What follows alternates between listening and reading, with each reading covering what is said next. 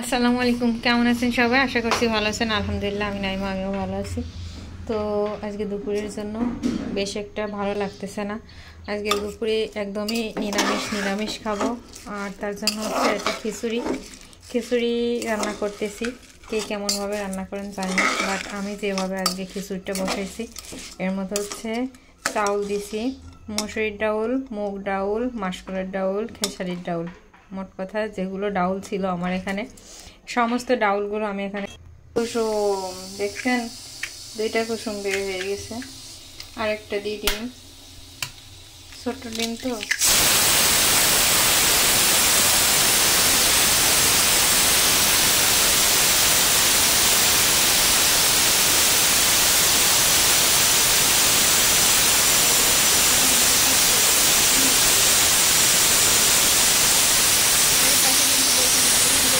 ডিম ভাজি হওয়ার আগে আমার খিচুড়িটা কিন্তু হয়ে গেছে। এখন আমি চুলাটা অফ করে দিব।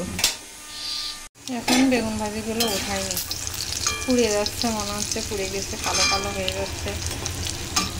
এখন বেগুন ভাজি কিন্তু কমপ্লিট। এখন হচ্ছে ডিমটা দিয়ে দেবো এই তেলের মধ্যে। ডিমের মধ্যে এখন পেঁয়াজ মরিচ কুচি দিয়ে দেবো। এখন দেবো হচ্ছে এই যে একটু লবণ, এই কিন্তু একটা বেজে গেছে, আজান দিচ্ছে।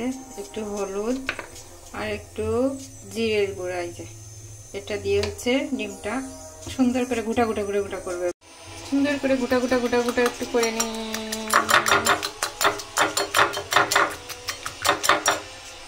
ডিম ঘোটাকুটি শেষ। এবার হচ্ছে দিয়ে দেবো এটার মধ্যে।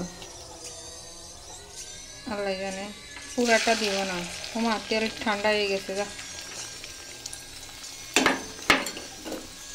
ডিম ভাজি করতে যে দেখেন ডিমটা কিন্তু পুড়াই ফেলছে, আমি উল্টাই দিতে দেরি করে ফেলছি, পুড়ে গেছে এখান থেকে।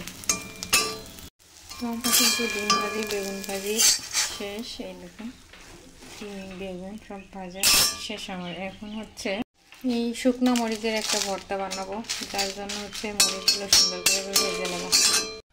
আমার মরিচটা ভাজা কিন্তু শেষ, বুঝছেন?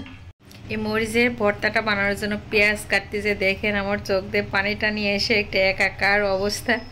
এখন হচ্ছে মরিচের ভর্তাটা এই শুকনো মরিচের মধ্যে যদি হাত জ্বলে কিন্তু একদম শেষ হয়ে যাবে। এই জন্য আমি এর মধ্যে এটা দিয়ে একটু গুঁড়ো করে নিব। তো এই যে আমার খিচুড়ি, মরিচের ভর্তা, বেগুন ভাজি, ডিম ভাজি আর জলপাইয়ের আচার রেডি খাবারের জন্য। ইয়াম্মি। তো আজকে এই পর্যন্তই। আল্লাহ হাফেজ, ভালো থাকবেন সবাই, টাটা। এতক্ষণ আমার সাথে থাকার জন্য ধন্যবাদ আপনাদের সবাইকে। আল্লাহ হাফেজ।